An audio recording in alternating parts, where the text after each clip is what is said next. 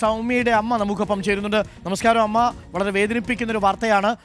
ഗോവിന്ദസ്വാമി അമ്മ അന്ന് ഭയപ്പെട്ടിരുന്നത് പോലെ അയാൾ ജയിൽ ചാടിയിരിക്കുന്നു. അമ്മ അതെ, ജയിൽ ചാടിയിരിക്കുകയാണ് ഇപ്പൊ അവന് ജയിൽ ചാടിയെന്നുള്ള വിവരം ഞാൻ ഇപ്പൊ കുറച്ച് മുന്നെയാണ് അറിഞ്ഞത്.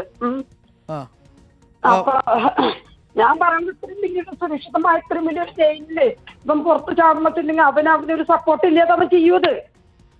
അമ്മ ഒരു സംശയിക്കുന്നത് ഇയാൾക്ക് ഒരു പക്ഷേ പിന്തുണ കിട്ടിയിട്ടുണ്ടാവാം, സഹായം കിട്ടിയിട്ടുണ്ടാവാം. കിട്ടാതെ അവനക്ക് എത്രയും വലിയൊരു മതിൽ കയറാൻ പറ്റി. എന്താ പറയുന്നത്?